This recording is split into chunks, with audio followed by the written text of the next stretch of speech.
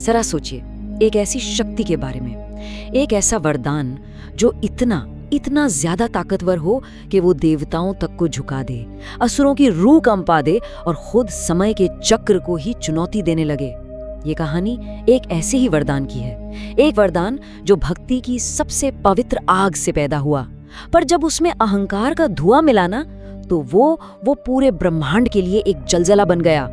ये सवाल हमारी आज की इस कहानी का केंद्र है। आखिर भगवान शिव को भोलेनाथ कहते ही क्यों हैं?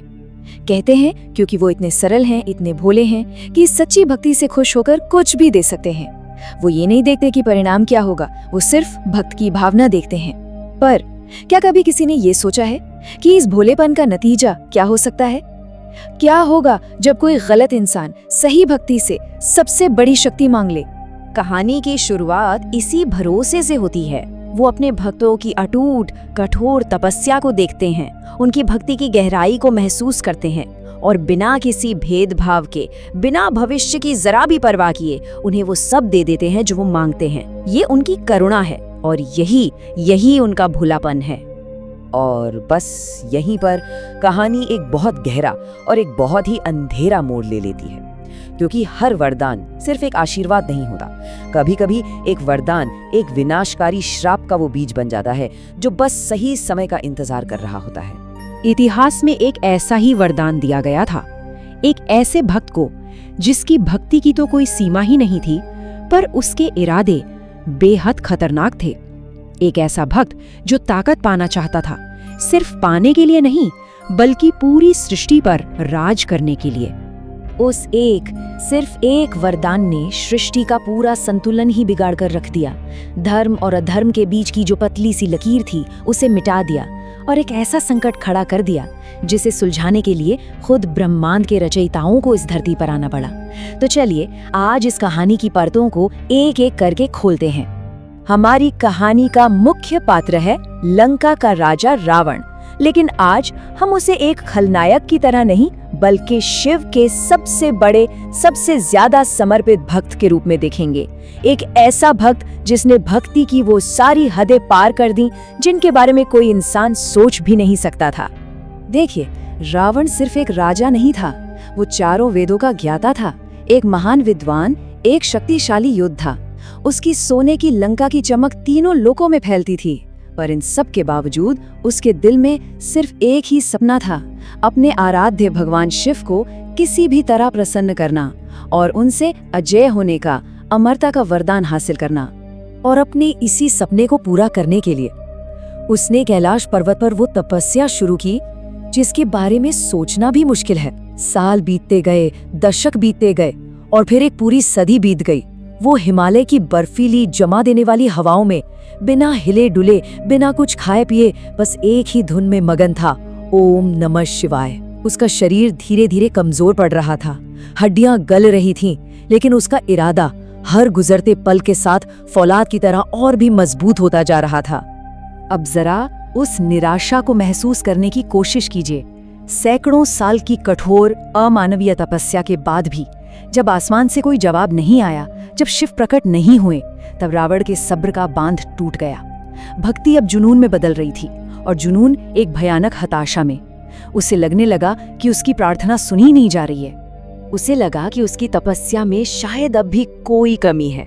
उसे शिव को कुछ ऐसा अर्पित करना होगा जो आज तक किसी ने भी न दिया हो, कुछ ऐसा जो खुद उसके होने, उसके अस्तित्व से भी कहीं ज्यादा बड़ा हो। एक ऐसी भेंट जिसे देखकर महादेव को आना ही पड़ेगा। और फिर उसने वो किया जिसने देवलोक को भी हिलाकर रख दिया। उसने अपनी दिव्य तलवार चंद्रहास उठाई, एक पल भी नहीं सोचा और अपने 10 सिरों में से एक को काटकर धधकती हुई यज्ञ की वेदी में डाल दिया। ये सिर्फ एक बलिदान नहीं था, ये भक्ति का पागलपन था, एक चीख थी जो सीधे कैलाश से टकरा रही थी। लेकिन शिव अब भी नहीं आए, तो रावण ने अपना दूसरा सिर काटा, फिर तीसरा, फिर चौथा। हर बार शिव की माया से एक नया सिर चमत्कारिक रूप से वापस उग जाता और हर बार वो उसे बिना किसी झिझक के काटकर अग्नि को समर्पित कर देता। ये एक बहुत ही भयानक, न खत्म होने वाला मंजर था। आकाश में देवता भी ये सब देखकर कांप उठे थे। एक एक करके उसने अपने 9 सिरों की बलि दे दी। यज्ञ की उस आग में सिर्फ उसकी भक्ति नहीं, उसका पूरा शरीर जल रहा था। अब सिर्फ उसका आखिरी 10वां सिर बचा था। वो पूरी तरह से थक चुका था, खून से लथपथ था, लेकिन उसका इरादा अब भी जिंदा था। उसने तय कर लिया था, या तो आज शिव आएंगे या फिर ये उसका अंत होगा।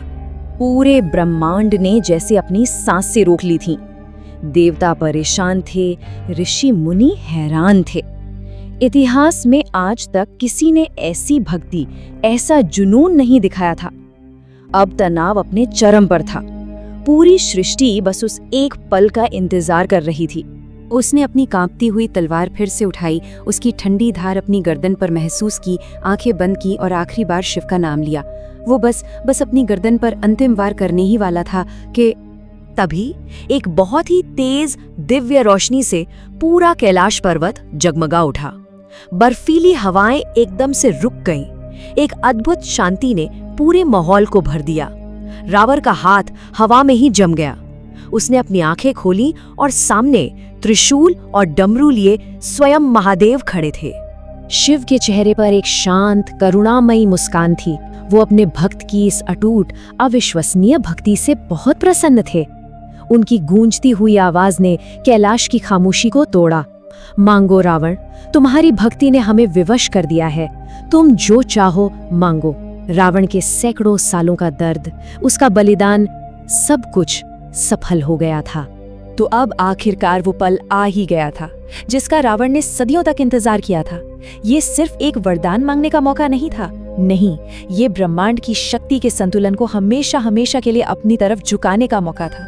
और रावण ने बहुत सोच समझकर अपना जाल बुना था। उसने सीधे सीधे अमरता नहीं मांगी, क्योंकि वो ज्ञानी था।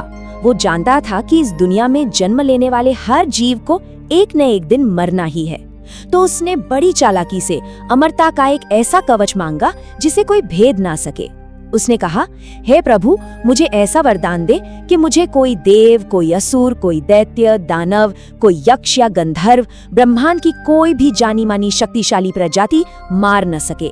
उसने एक एक करके हर उस शक्ति का नाम लिया जिससे उसे भविष्य में कोई भी खतरा हो सकता था।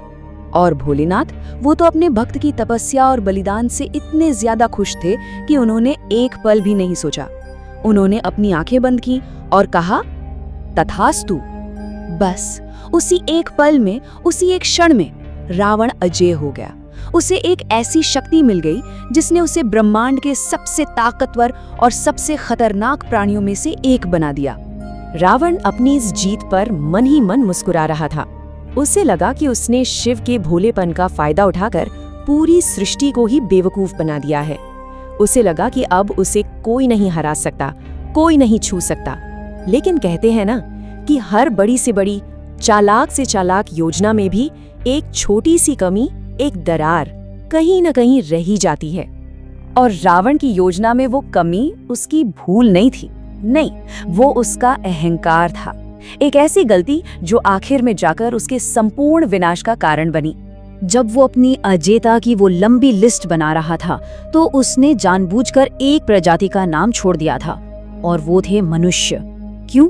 क्योंकि उसके अहंकार से भरे दिमाग में एक इंसान इतना ज्यादा कमजोर, इतना छोटा था कि वो कभी भी उसके लिए खतरा बन ही नहीं सकता था। उसने सोचा, ये कीड़े मकोड़ों जैसे कुछ दशकों में ही मर जाने वाले इंसान आखिर मेरा क्या बिगाड़ लेंगे। और यही सोचना, यही अहंकार उसकी जिंदगी की सबसे बड़ी और आखिरी गलती थी। उसने अपनी शक्ति के नशे में सृष्टि की सबसे साधारण लेकिन सबसे दृढ़ शक्ति यानी मानवता को नजरअंदाज कर दिया था। वरदान मिलने के बाद रावण का असली रूप दुनिया के सामने आया। उसका अत्याचार बढ़ता ही गया। उसने तीनों लोकों में हाहाकार मचा दिया, स्वर्ग पर कब्जा कर लिया, देवताओं को बंदी बना लिया, ऋषि मुनियों के यज्ञ भंग कर दिए। अधर्म का साम्राज्य हर दिशा में फैलता जा रहा था। पूरा ब्रह्मांड उस एक वरदान के बोझ तले कराह रहा था। और फिर जब अंधकार अपने चरम पर था, जब सारी उम्मीदें लगभग खत्म हो चुकी थीं, तब उस एक छोटी सी भूल ने, उस अहंकार की एक दरार ने अपना काम किया। अयोध्या में एक राजकुमार ने जन्म लिया, एक साधारण इंसान के रूप में, जिसने आगे चलकर अपने बाणों से रावण के अहंकार और शिव के वरदान दोनों को तोड़ दिया। वो थे मर्यादा पुरुषोत्तम भगवान श्री राम। तो यहाँ पर रावण की कहानी तो खत्म हो जाती है, लेकिन इसका असली संदेश अब शुरू होता है। रावण की ये कथा सिर्फ एक पौराणिक कहानी नहीं है, नहीं, ये एक बहुत गहरा सबक है। ये हमें शक्ति के दोहरे स्वभाव के बारे में कुछ बहुत ही जरूरी बात बताती है। एक पल के लिए जरा सोचिए, क्या आज के समय में शक्ति का रूप बदल नहीं गया है? क्या टेक्नोलॉजी, बेहिसाब पैसा या राजनीतिक ताकत आज के आधुनिक वरदान नहीं है? वो वरदान जो इंसान को अजेय होने का भ्रम देते हैं। इतिहास गवाह है कि जब भी किसी इंसान को या किसी सभ्यता को असीम शक्ति मिली है तो उसका दुरुपयोग भी हुआ ही है। रावण की कहानी हजारों सालों से बार बार दोहराई जाती है, बस चेहरे, जगहें और समय बदल जाते हैं। या फिर ये पूरी कहानी ही सिर्फ एक चेतावनी है, एक आईना जो हमें हर युग में ये दिखाता है कि जब शक्ति अहंकार के साथ मिल जाती है तो उसका अंत निश्चित होता है, चाहे वो त्रेता युग का रावण हो या आज के दौर का कोई तानाशाह। आखिर में ये कहानी हमें सिर्फ एक ही बात सिखाती है, असली शक्ति उसे पाने में नहीं बल्कि उसे संभालने के विवेक में, उस बुद्धि में है। क्योंकि जिस शक्ति को आप नियंत्रित नहीं कर सकते वो एक दिन आपको ही नष्ट कर देगी। ठीक वैसे ही जैसे रावण के वरदान ने अंत में रावण को ही नष्ट कर दिया।